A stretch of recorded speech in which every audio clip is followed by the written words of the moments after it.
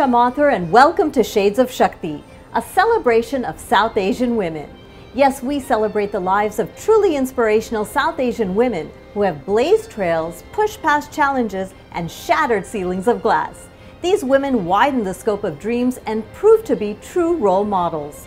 Imagine witnessing awe-inspiring beauty, facing life-threatening dangers, and at times holding on to a spaceship orbiting Earth at 17,500 miles an hour.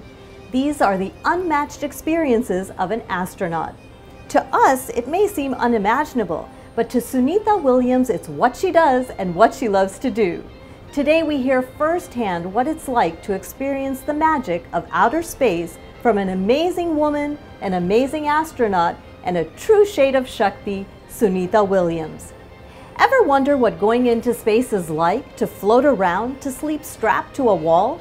To be one of those people who is helping to push humanity toward a spaceflight future, while also working to improve the scientific and technological present? TV Asia is proud to bring you this exclusive with Suni Williams from the Johnson Space Center in Houston, Texas.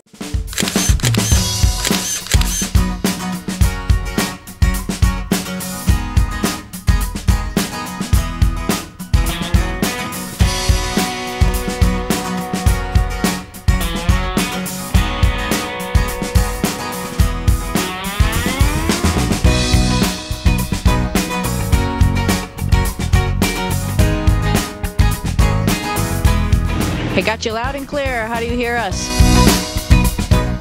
Sunita, on behalf of TV Asia, I'd like to welcome you to Shades of Shakti. And when I think of Shakti and I think of what you do, they definitely go hand in hand as an astronaut.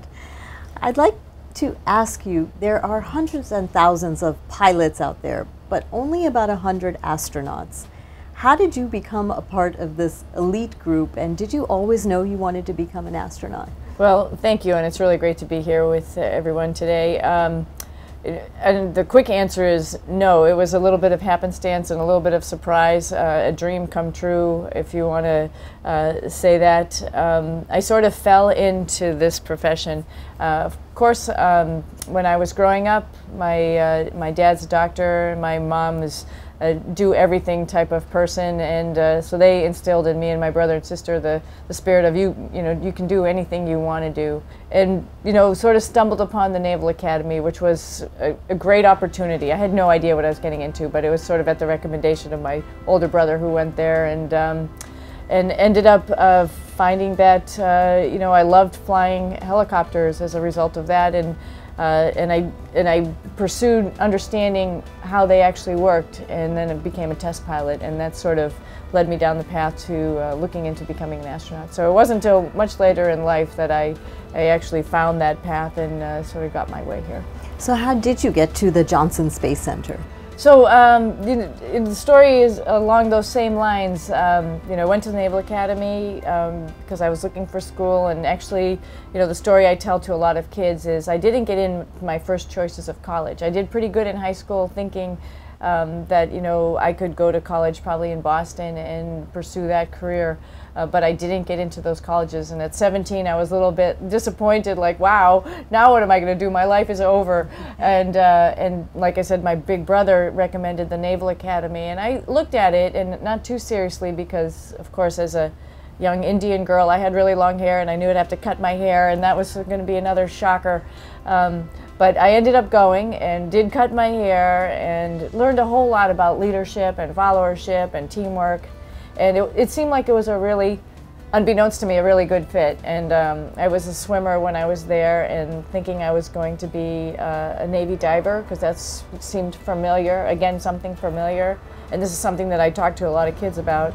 You have your ideas of what you think you know and what's familiar to you, and then you get thrust into something that's very unfamiliar. I didn't get that billet because I wasn't the smartest guy to pick that billet up. But I got into aviation and started flying helicopters. And that, then I went to test pilot school. Test pilot school brought us down here to Johnson Space Center, where I met some astronauts, John Young in particular, who actually landed on the moon. and talked about flying some type of helicopter vehicle to practice. And I was like, wow, I have that skill. So, so maybe I could come here and use my skills. Maybe we'll go back to the moon. Maybe we'll do something crazy like that in space. So here I am. Sunita was selected by NASA in 1998 and reported for training in August. Tell us about your Indian roots and how that has shaped the person you are today. We have a pretty rich Indian background, because not only is it my father, my mom's American, but of course my first cousins who are here in the United States, and then I have first cousins in India as well, in Gujarat.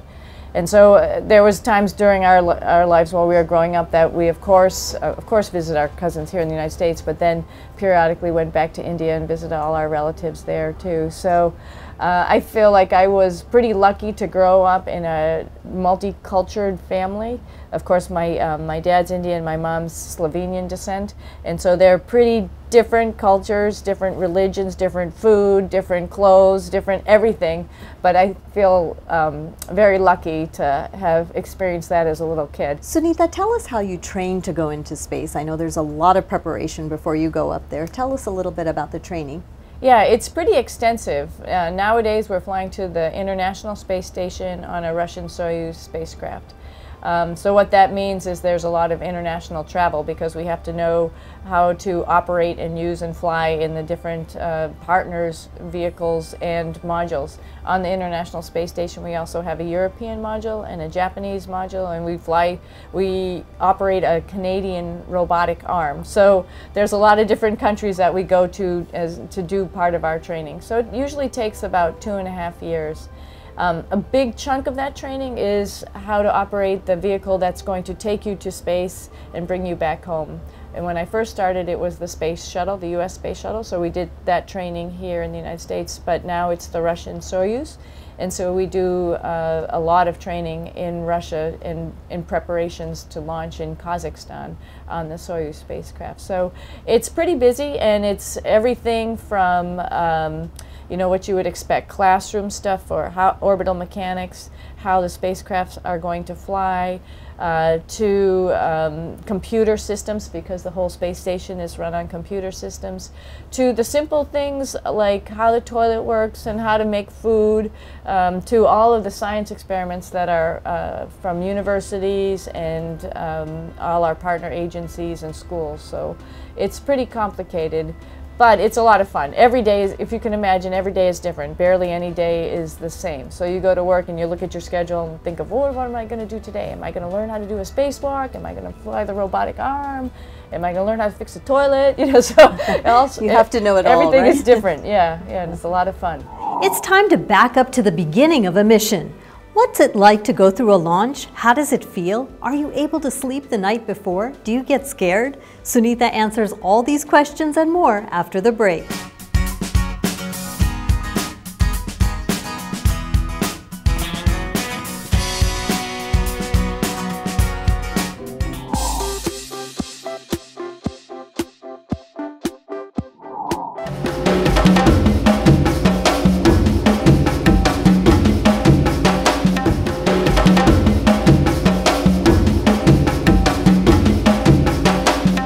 There's a set procedure and preparation for launching the space shuttle that takes more than 500,000 gallons of liquid oxygen and nitrogen and blasts into space at 25 times the speed of sound.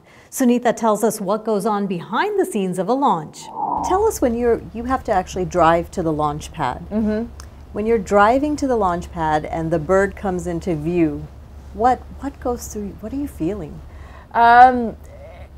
Wow, it's hard to explain, because particularly on my first flight, I thought to myself, wow, this isn't going to really happen. This is just a simulation. We've done this once before, and we do this in training, where you actually go out to the spacecraft when it's in the vertical position there, and you get in it to see, you know, where everything is, make sure everything's in the right place, and you go through sort of a simulation of what launch day is going to be like.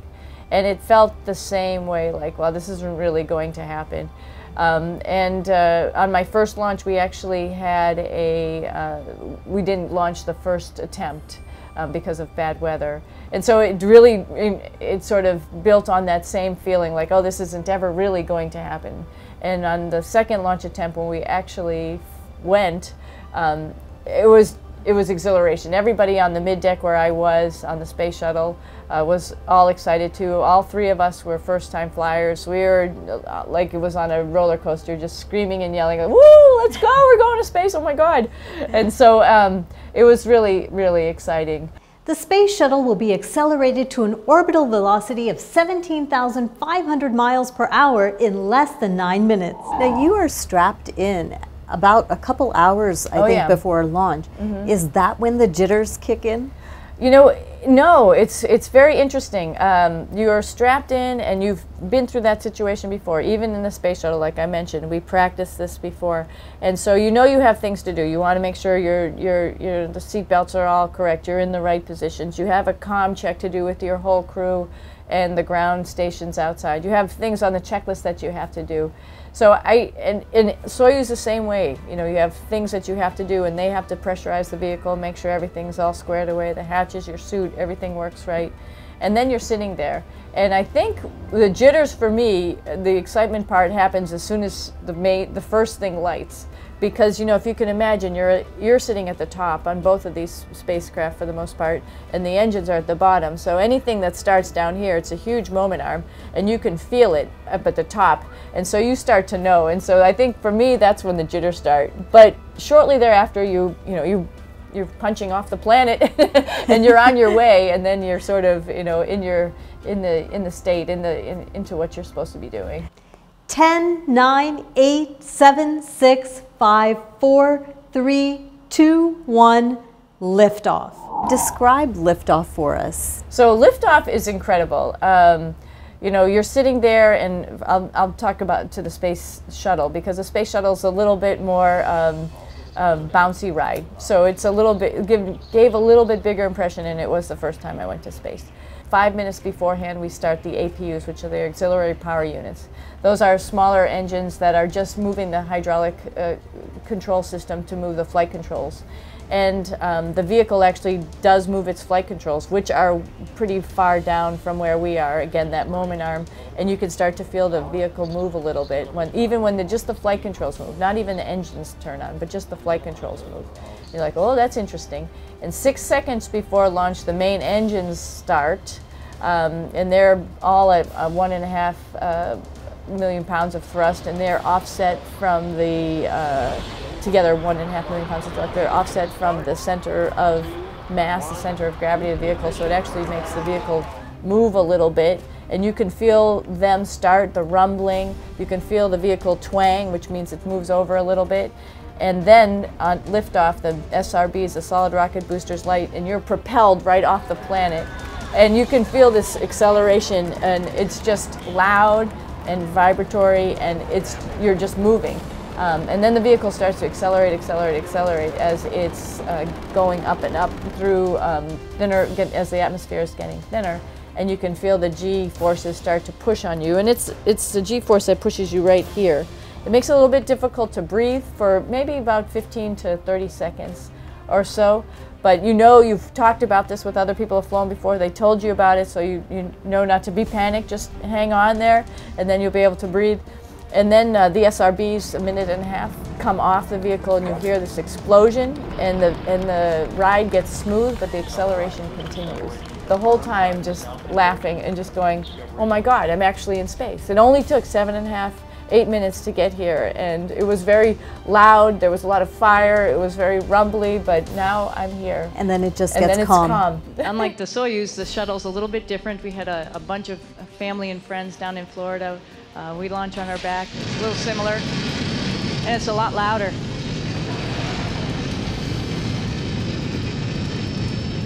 This is the first night launch in quite some time. It was pretty spectacular from what I heard.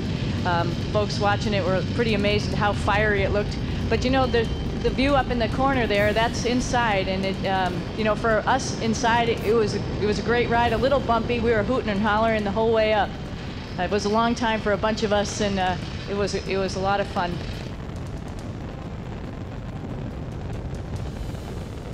Ever wonder what the term defying gravity means literally? Well, Sunita tells us after the break.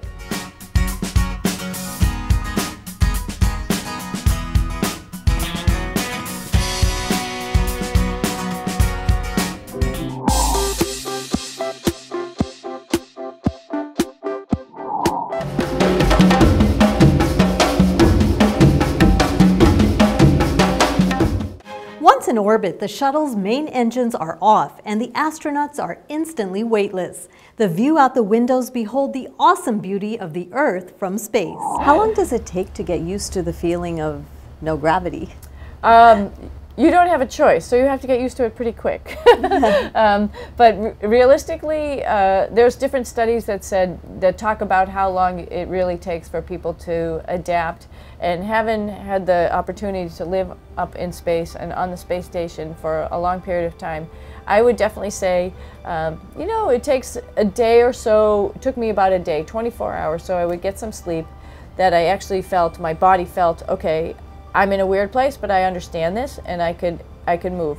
Now, I was still clumsy. Come into the space station, you see this big space right here where you could fly around, you could hit your head on the ceiling, you could grab a handrail, and your legs keep swinging around past you with, you know, things you're just not used to, how you bump into how you things. move, right? So people are very very clumsy, bumping into a lot of things initially. That goes away probably about a week. You sort of start to calm down a little bit, but I think what happened was it's about like a month up in space, and then you sort of don't even remember what it's really like to walk around on the Earth. This felt so natural to me to live up here and work up here and be up here, to the point that you're flying down the space station and you actually notice something floating. You can grab it with one hand and you can grab the handrail with your toe, stop yourself, and just get on a computer and start working while you're just floating there, not even feeling like you have to hold on or anything. Suni, tell us about the basics, things that we probably don't think about on Earth, but brushing, showering, drinking water, any bad hair days? I think every day was a bad hair day. You know, it is funny, like, when I'm talking to everyone goes, is thinking space stuff is so glamorous. It's like, oh yeah, we get to do spacewalks, we get to use the robotic arm, we capture visiting vehicles, but you also have to live here. Suni Williams is one of the all-stars of NASA.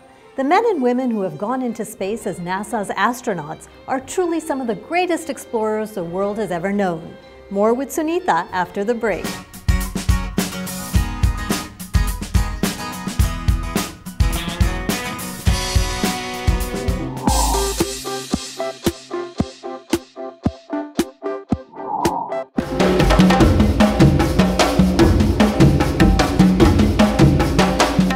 When in space, astronauts have repeatedly reported inexplicable euphoria, a cosmic connection, or an increased sensitivity to their place in the universe. The experience sounds like the ultimate high, or the ultimate enlightening. Sunita tells us about her experiences in space. When you're looking out the window, staring into the darkness of space, what goes through your mind? That we're all really lucky that we live on our little planet Earth, because there's a lot of space out there that is really uninhabitable. You know, we're only about 250 miles, 400 kilometers above the planet where we're orbiting, which is it's not very far at all. I mean, it's the distance between like New York and Boston. And it's not that, just that distance above our planet, there's, you know, essentially no air. It's the vacuum of space. Nobody can live. And we're lucky we have our little atmosphere that keeps us alive on our little planet. And then you look out into space and you see all those stars out there and how far away they look, that we are absolutely very lucky that we have our little planet to live on. Tell us about sunrise and sunset. Oh, absolutely gorgeous.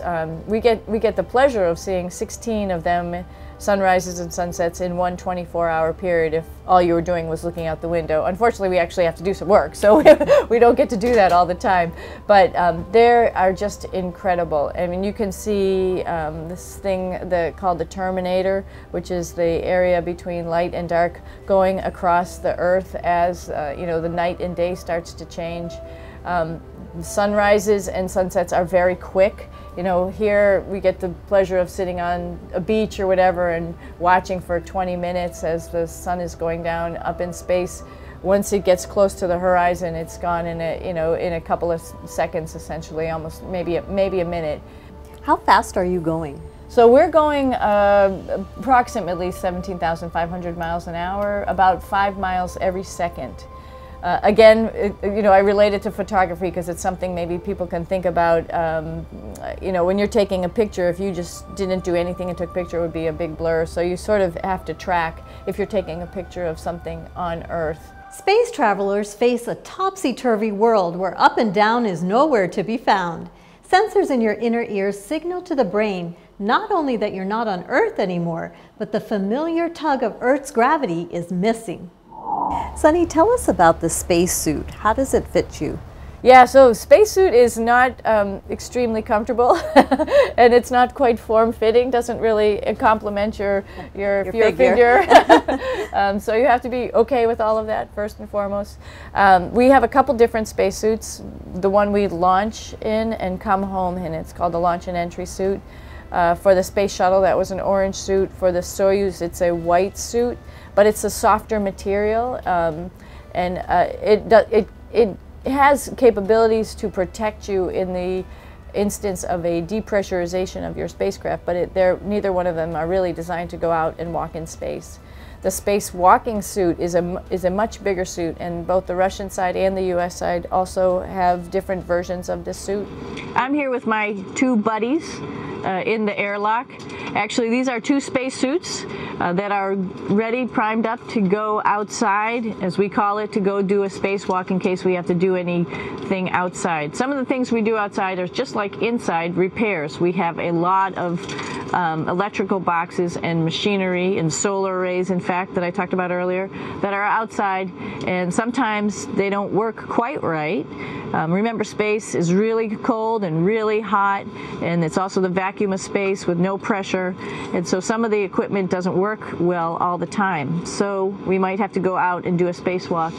Right behind me is actually the hatch that you go out into space, and right now we have it filled up with a couple other spacesuits because we've got 4 of them up here and some of our tools. But right behind here is the hatch in which you actually go right outside into the vacuum of space. The spacesuit is pretty big, as you can see. It's like being a football player. Part of the reason it's so big and bulky is because of this backside, this backpack. It's like going on a hike with a backpack, but the backpack and the suit weighs about 300 pounds. Luckily, in space, nothing really weighs anything, so you don't feel that it's so heavy. But we need to have such a big suit because that guy back there is essentially the heart of the spacecraft. I call this actually a spacecraft. It has all the oxygen for you. It has all the carbon dioxide removal system for you. It also has a heating and cooling system to make sure to regulate our body temperatures while we're outside. It also has a computer, so it tells you on a display here if there's anything that's going wrong with the suit, if we're running out of oxygen, if we have too much carbon dioxide, or any type of electrical problem. So it's a pretty awesome little spacecraft, and actually got to go out, use my little spacecraft a couple times, and it worked like a charm. Lucky that it works very nice. You might want to see what the helmet looks like. It's pretty cool too. We don't usually go out like this, so you usually can see when the helmet's open. So you can see what it looks like inside. Somebody's little head would be inside of here. So you can see, you can turn your head all the way around while you're inside of there, but the helmet stays still. So that's determines how far you could see. And it's usually pretty sunny out there, so we have to wear our sunglasses, and this is our sunglasses right here, which make you look pretty cool. Do you miss your personal belongings? What are you allowed to carry on? I know our carry-on bags over here when we go into a plane are much different from what you can carry into space. Yeah, so on your spacesuit is is a little spacecraft, right? So you don't want to have anything hurting or breaking that, so you don't want to like shove too much stuff in the pockets. Anything that's in the pockets has to be, everybody has to beforehand say it's okay, and it's like soft things like maybe a Valsalva device for your helmet or something like that, something very soft. and maybe a towel or something, you know, very soft things that are in your pocket. So you're not shoving a bunch of things last minute in your pockets while you're going to space. I have a little Jack Russell Terrier, and a friend of mine made a little stuffed Jack Russell Terrier for me, so I had him in my sleep station with me. That's one of the things I brought. My father sent up a Bhagavad Gita on my first flight and the Upanishads on the second flight. Samosas, I heard. Samosas on my first flight, yep, absolutely. So those are like little special things that your family is able to send up for you. Right. And of course, you know, a couple t-shirts and things that represent the schools that you went to, and you know, things that your family's associated with. It takes years to organize a space mission, and hundreds of people are involved in preparing the astronauts and the spacecraft. Astronauts are pivotal to the success of a mission, and flight opportunities are limited. Being selected for a space mission is a rare opportunity granted to the best of the best, and that's Sunita Williams. I'm Nisha Mathur, hoping to inspire you with our amazing women of Shakti. Tune in to Shades of Shakti next week as we bring you part 2 of our exclusive chat with Sunita at the Johnson Space Center in Houston, Texas. Find out what life is like in space, the experience of a spacewalk, what Sunita eats, and how she gets back to Earth. People who like to do a little adventure and like to do cool stuff probably usually become astronauts.